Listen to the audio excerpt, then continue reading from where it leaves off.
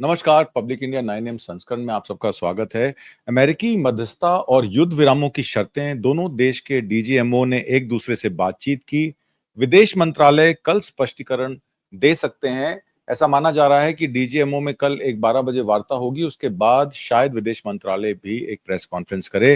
Radio activity का पता लगाने में सक्षम एक विदेशी विमान भारतीय रक्षा बलों द्वारा पाकिस्तान के नूर खान बेस पर हमले किए जाने के बाद वहां उतारा गया। परमाणु क्षति का आकलन करने के लिए अमेरिकी विशेषज्ञ रावलपिंडी में हैं। साइट पर कथित तौर पर एक एनालिसिस चल रहा है कि क्या कोई रेडियो एक्टिविटी हुई है। ऐसा माना जाता है कि भारतीय सेना के हमले के बाद नूर खान बेस के पास जो उनका न्यूक्लियर साइट है उस पे कुछ रेडियो एक्टिविटी की बात चल रही है। भारतीय मीडिया के अनुसार भारत ने 9-10 मई यानी कि 2025 की रात को ब्रह्मोस, हेमर और स्कैल्प मिसाइल का इस्तेमाल किया। मार्को रूबियो ने तनाव बढ़ने के बाद भारतीय अधिकारियों को फोन किया। ये मुरिदके में 7 तारीख की बीती रात जो भारतीय वायुसेना ने वहां पर जो मुरिदके एयरफोर्स बेस पर अटैक किया उसमें 4 प्रिसिशन टारगेट्स को न्यूट्रलाइज किया गया। उसके बारे में एके भारती एयर मार्शल जो डीजी हैं एयर ऑपरेशन के, उन्होंने ये सूचना दी। टोटल अगर बात करें तो 9 स्थानों में 100 से अधिक आतंकवादी मारे गए हैं और 35 से 40 पाकिस्तानी सेना के जवानों भी न्यूट्रलाइज किया गया है या वो आहत हुए हैं। एयरफोर्स बेस परमाणु प्रतिष्ठान नूर खान बेस पर एक्टिविटी जारी है। भारत पाकिस्तान की दहशतगर्दों से मिली भगत के लिए यूएन सिक्योरिटी काउंसिल में एक टीम भेजेगा, ऐसा उस मीटिंग में प्रेस ब्रीफ में बताया गया। पीएमओ ने आज सीडीएस यानी कि चीफ ऑफ डिफेंस सर्विसेज और तीनों सशस्त्र बलों के प्रमुखों से मुलाकात की। सेना प्रमुख ने पश्चिम कमान मुख्यालय से बात की और आज की प्रेस कॉन्फ्रेंस में जो हाईलाइटेड पॉइंट्स हैं मैं आपको बता देता हूं। Lieutenant general Rajiv Ghai, director general military operations air marshal AK Bharti, director general air operations और vice admiral AN Pramod, DG general naval operations, ये तीनों ने प्रेस कॉन्फ्रेंस की। पाकिस्तान के रिहायशी इलाकों में हमला किया गया लेकिन कोई नुकसान नहीं पहुंचाया सिविल फैसिलिटीज को, डीजीएमओ ने अपनी प्रेस ब्रीफिंग में कहा। उन्होंने ये भी बताया कि 2008 में 26/11 मुंबई आतंकवादी हमलों के बाद भारत ने भयंकर घरेलू दबाव के बावजूद पाकिस्तान के खिलाफ तत्काल सैन्य जवाबी कार्रवाई के बजाय रणनीतिक संयम को विकल्प चुना। इसके बाद के वर्षों में आतंकवाद से अपेक्षाकृत शांति मिली। ऑपरेशन सिंदूर पर एक प्रेस ब्रीफिंग के दौरान DGMO lieutenant general Rajiv Ghai ने यह भी कहा 9 आतंकवादी ठिकानों पर किए गए हमलों में 100 से अधिक आतंकवादी मारे गए, जिनमें यूसुफ अजहर, अब्दुल मलिक रऊफ और मुदस्सिर अहमद जैसे हाई प्रोफाइल टारगेट शामिल थे, जो IC-814 के अपहरण और पुलवामा विस्फोट के मास्टरमाइंड भी थे। पहलगांव आतंकी हमले के जवाब में पाकिस्तान के खिलाफ शुरू किए गए ऑपरेशन सिंदूर में 5 भारतीय सैनिक शहीद हुए।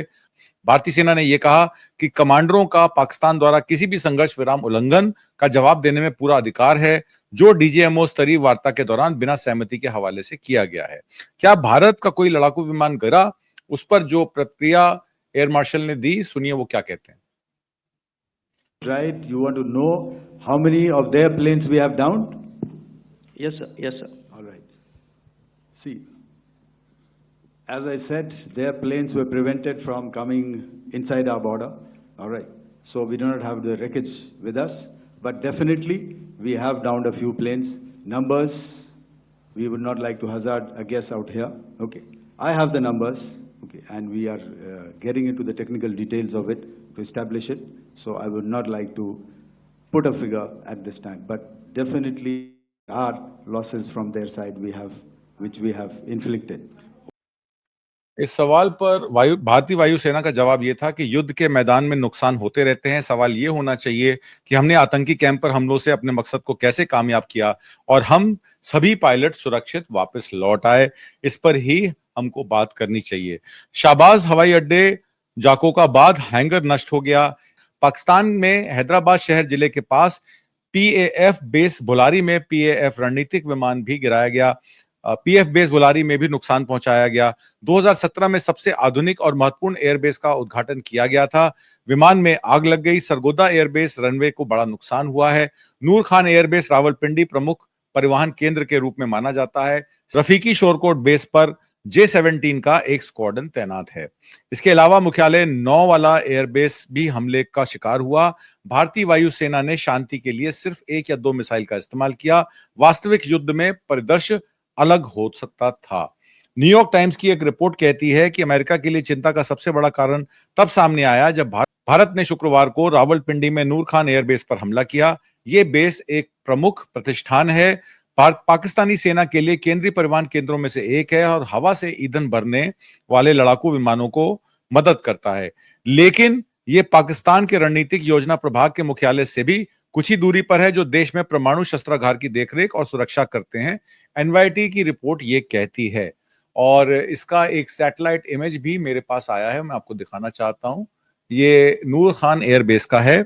इसे ये पता चलता है कि काफी नुकसान हुआ है, खास तौर पर सैन्य सुविधाओं और बुनियादी ढांचे को। हमले से पहले और बाद की तस्वीरें स्पष्ट रूप से दर्शाती हैं कि भारतीय रक्षा बलों ने महत्वपूर्ण सैन्य संपत्तियों को निशाना बनाया, जिसमें कम से कम 7 ट्रक शामिल थे, जिनका इस्तेमाल सैन्य रसद के लिए किया गया था। हमले के पहले की तस्वीर इस क्षेत्र को काफी हद तक सुरक्षित दिखा रही थी, जिसमें ट्रकों सहित सैन्य संपत्ति दिखाई दे रही है, जो संभवतः पाकिस्तान की सैन्य तैयारियों के रसद के कार्यों से जुड़ी है। हालांकि नूर खान एयरबेस पर हवाई हमले के बाद हम एक विदेशी विमान कथित तौर पर पाकिस्तान में उतरा।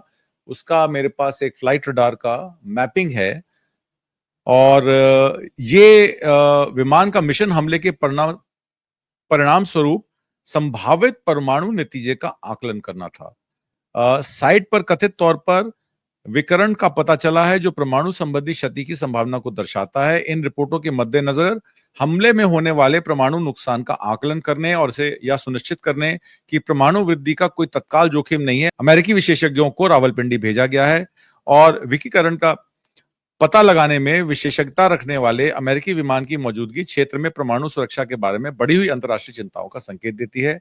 विशेष रूप से पाकिस्तान के परमाणु शस्त्रागार की उपस्थिति और इन संभावना के साथ कि भारतीय हमले ने परमाणु संबंधी गतिविधियों में शामिल संवेदनशील सैन्य संपत्तियों को नुकसान पहुंचाया हो और अंतर्राष्ट्रीय शक्तियों और क्षेत्रीय सुरक्षा की भूमिका में अमेरिकी विशेषज्ञों की भागीदारी, सरगोदा बेस स्ट्राइक, भारतीय जवाबी कार्रवाई और पता लगाए गए विकिरण के उत्पन्न वैश्विक चिंताओं को रेखांकित करती है।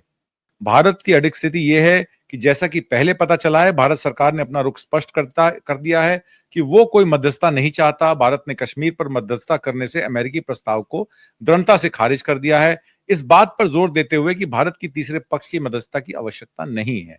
भारत सरकार ने यह भी स्पष्ट कर दिया है कि लंबित एकमात्र मुद्दा पीओके को भारत में वापस करना है, ये संकेत देते हुए कि भारत कश्मीर मुद्दे को बाहरी हस्तक्षेप के बिना अपनी शर्तों पर निपटाना चाहता है।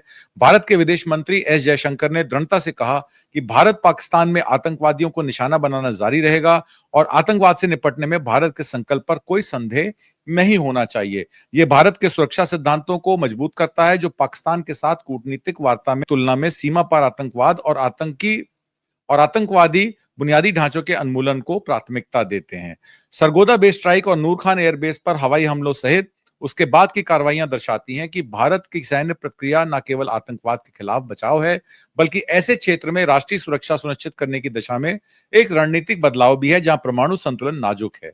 पाकिस्तान की परमाणु सुरक्षा पर वैश्विक ध्यान और अमेरिका की प्रतिक्रिया से संकेत मिलता है कि अंतर्राष्ट्रीय शक्तियां स्थिति पर बारीकी से नजर बना के रखी हैं, यह सुनिश्चित करते हुए कि परमाणु संघर्ष में आगे कोई वृद्धि न हो। पाकिस्तान को समर्थन प्रदान करते हुए चीन और मिस्र की प्रक्रियाओं खेल में व्यापक भू राजनीतिक गतिशीलता को इंगित करता है। सैन्य सहायता की आपूर्ति में चीन की भागीदारी, साथ ही में मिस्र की रणनीतिक हित क्षेत्र की सुरक्षा, वास्तुकला और जटिलताओं को दर्शाती है।